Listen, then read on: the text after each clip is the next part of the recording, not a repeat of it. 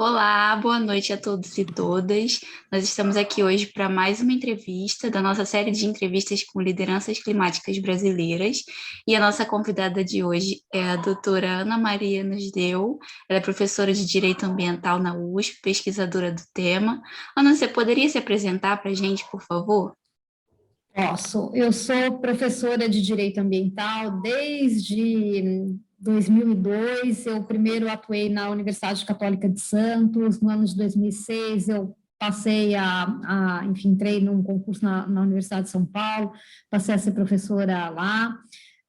Depois eu passei a ser professora integralmente na USP, isso é, eu deixei outros vínculos com outras instituições. E os professores de universidade pública, eles são também pesquisadores, né? Então, é uma parte grande da nossa atuação, assim como outra parte que eu adoro, que é a orientação. Eu oriento muitos mestrandos, doutorandos, alunos de iniciação científica, e cada vez mais nessa área de mudanças climáticas, né? Fora isso, também como professor, pesquisador, a gente pode fazer algumas consultorias também relacionadas à nossa pesquisa, enfim, então isso eu realizo em algumas circunstâncias, e eu acho que isso é o importante nessa apresentação. Obrigada. E, assim, a título mais de curiosidade nossa, você poderia falar como que foi que você se interessou pela área, assim, quando, da onde que surgiu esse interesse? Das mudanças climáticas? Isso. Olha, então, é interessante, eu até pensar sobre isso, essa pergunta faz a gente reviver um pouco e é muito bom. Como eu falei, o professor, ele tem que ser também pesquisador, porque como professora de direito ambiental, eu tenho que ensinar o direito ambiental, a legislação, os princípios, as discussões, então é algo mais que a gente poderia dizer, mais horizontalizado.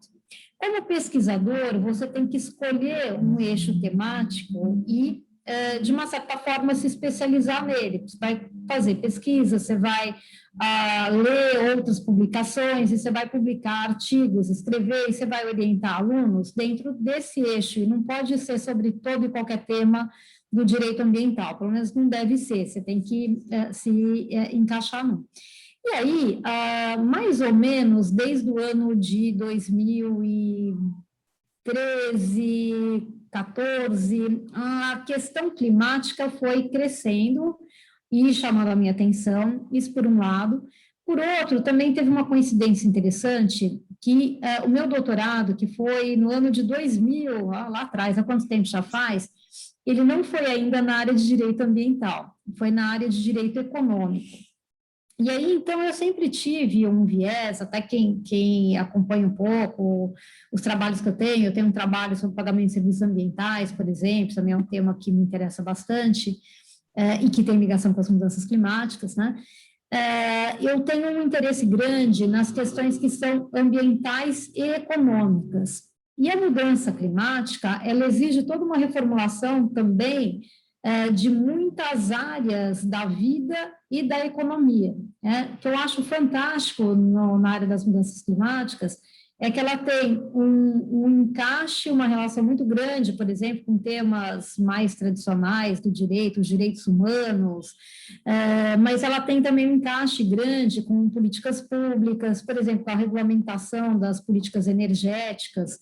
Então, eu senti aí muita sintonia com o fato de ser uma discussão, é quase como um desdobramento do que foi a discussão sobre o desenvolvimento sustentável. Puxa, o que tem que ser alterado na economia, na organização da vida para haver um desenvolvimento sustentável? Agora, essa questão ela é colocada de uma maneira mais específica no tocante à questão do baixo carbono, né? De reduzir as emissões, de aumentar sumidouros, mas também já de organizar a adaptação. E você até falou um pouco agora, né? A gente gostaria de saber mais um pouco sobre os projetos que você está atuando no momento, a sua pesquisa que você tem trabalhado agora, é que você pudesse falar um pouquinho para a gente. Perfeito. Eu tenho algumas atividades de pesquisa. Uma delas é até ela é desenvolvida com um grupo de alunos, tanto alunos da Faculdade de Direito, da USP, que são os meus alunos, mas ela é aberta a alunos e mesmo já profissionais formados em direito, na sua maioria, mas não necessariamente, tá? E que chama Oficina de Direito Ambiental. Então, a cada semestre, a oficina desenvolve um tema e estuda esse tema que tem uma ligação com os assuntos que eu estou estudando. Então, no ano passado, por exemplo, esse tema foi litigância climática. Então, os alunos vêm estudando alguns casos, que argumentos foram utilizados, como é que foram as decisões desses casos de litigância climática, normalmente no exterior, mas também, agora nós temos casos no Brasil, então, às vezes, faz alguma comparação. Então, um dos eixos que eu tenho é a oficina de direito ambiental, inclusive, possivelmente aberta aí a alguns ouvintes que tenham interesse nisso, com o compromisso de uma reunião semanal, de um preparo semanal também de entregas, né, de leitura, de redação de algum relatório. Além disso, eu estou envolvida num projeto de pesquisa com uma colega da Faculdade de Direito de Ribeirão Preto, professora Flávia Trentini, que é um projeto que tem até financiamento da FAPESP. Nós estamos analisando como o Acordo de Paris impactou algumas políticas internas, sobretudo na área da agricultura e áreas relacionadas. Então, basicamente, nós analisamos esses impactos, como a primeira NDC brasileira, né, que tinha recomendações nas áreas de implementação do chamado novo Código Florestal, de aumento do uso de biocombustíveis, de fomento à agricultura de baixo carbono. Nós estamos analisando se essas políticas, né, agrícolas, né, e aí, assim, basicamente essas três, agricultura de baixo carbono, fomento aos biocombustíveis e implementação do novo Código Florestal, como que isso avançou nos últimos anos, que dificuldades que existem, então está sendo feito um trabalho nesse sentido. Bom, então você vai saber responder muito bem a nossa próxima pergunta, que é exatamente sobre quais são as principais dificuldades que você vê no futuro da temática das mudanças climáticas, principalmente a nível social. As principais dificuldades, desculpa? Isso. Olha, os maiores desafios, né, que a gente tem. Desafios, obrigada. Olha, eu acho que, assim, não obstante eu ter esse olhar, essa situação, até para algumas políticas públicas, eu acho que, e aí a coisa se liga, né, eu também, eu falei sobre as pesquisas que eu estou desenvolvendo agora, mas há um ano e meio eu também terminei uma pesquisa que me deixou muito satisfeita sobre como a cidade de São Paulo estava implementando uma política de adaptação e prevenção a riscos. Tá? Então, eu acho que um dos principais desafios vai ser enfrentar essa questão do aumento de risco de desastres. Nós estamos vendo isso, né? Chuva de verão mais forte e os evitáveis acidentes, porque desastres, né, que são evitáveis simplesmente porque a sociedade não prioriza, porque as áreas de risco são negligenciadas pelo poder público, né, toda essa projeção do risco é negligenciado, e aí que a gente vê afetando a vida das pessoas, não só no limite máximo, né, que realmente é uma questão de vida ou morte, mas cotidiana, não conseguir chegar para trabalhar, ou ter sua casa inundada, perder coisas, acho que, então isso vai ser um desafio muito grande, porque não se resolve da noite para o dia, não se resolve sem muito investimento, sem criatividade, sem, vamos dizer, uma coordenação muito boa, sem uma prioridade, né?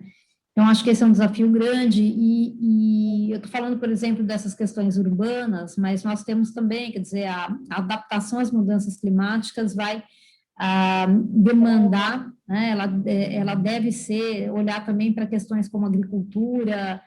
Hoje mesmo a UOL publicou um artigo daquele jornalista Jamil Chad, mostrando um estudo do IPCC sobre o impacto das mudanças climáticas nas áreas agriculturáveis na América do Sul e Central, que vai impactar a produtividade brasileira. Então, isso não é só a perda de receita, é a produtividade do pequeno produtor, muitas vezes um agricultor que vive de subsistência, pode ser impactado nessa sua condição de agricultura de subsistência. Então, acho que tem desafios muito grandes, né, ligados à adaptação, e, claro, ligados à mitigação também nessas escolhas, né? A escolha por energias renováveis, a escolha pela conservação de áreas ainda florestais e com ecossistemas que são sumidouros e reservas de carbono, enfim. Então, quer dizer, é fazer, por isso que, enfim, acho que até para concluir, levar adiante planos que até já existem. Nós temos o plano de adaptação brasileiro, levá-lo adiante, levar adiante tudo que se construiu em termos da Política Nacional de Mudanças Climáticas, porque afinal elas podem, o que se construiu pode ser insuficiente, mas existe também um background, né? Existe um acúmulo de debates, mesmo de normas, né, que precisam ser aproveitados. Bom, e como você falou, nós temos muitos desafios pela frente, né? E você, como pesquisadora, como professora que está sempre ali em contato com alunos mais jovens, eu queria saber como você vê o papel da juventude no enfrentamento desses desafios. Olha, o papel da juventude é essencial. Eu queria até dizer que a juventude, na minha opinião, não sabe o poder que tem, né? E muitas vezes, assim, é fácil ver, né, os jovens desanimados com tantas... Quer dizer, acho que os últimos anos, né, foram muito difíceis entre a pandemia, mas também entre essa corrosão do nosso sistema político, da política, a corrosão das políticas ambientais, e acho que o jovem, ele tem a questão das mudanças climáticas, a questão ambiental, pode entrar em todos os eixos da vida do jovem. Eu acho que, assim, tem aquele eixo da nossa consciência pessoal, então, enfim, atitudes, mas que é um eixo insuficiente, que é um eixo também que muitas vezes, né, nós não conseguimos também viver na bolha, né, só sustentavelmente, então às vezes isso é muito angustiante, acho que isso deve ser feito com a devida moderação, a questão da atitude pessoal, que é a primeira, a sua vida pessoal. A segunda eu acho que é uma militância política, né? Eu acho que, assim, o jovem, a política é um mundo que precisa ser oxigenado pela energia dos jovens. Então, vocês têm que participar de movimentos políticos, exigir comprometimento dos políticos, pressionar também por novas formas de participação política, né, que sejam ouvidos, fóruns sejam realizados. Isso pode ser suprapartidário, inclusive, né? Podem haver frentes suprapartidárias com consensos mínimos sobre a questão ambiental. Acho que nós jovens queremos, né? Isso tem que ser colocado de uma maneira clara e, enfim, vocês têm condições, conhecem muito bem, dominam muito bem o acesso à informação, né? Então, verificar. Eu tenho até algumas iniciativas, eu acho que elas podem ser reforçadas, de acompanhar como cada deputado vota, né? Então, está aqui, deputado fulano de tal, daquela medida que impacta o meio ambiente, você votou contra, então, como é que é, né? Acho que é isso, acho que tem a atuação política é muito importante. E aí, acho que o terceiro eixo da vida, que seria, então, o profissional, né? E eu acho que tem...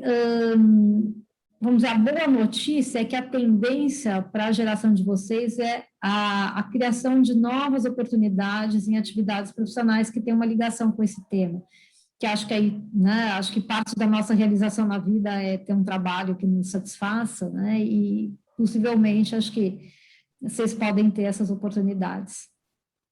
Tá bom, Ana, muito obrigada. Foi um prazer para a gente receber aqui.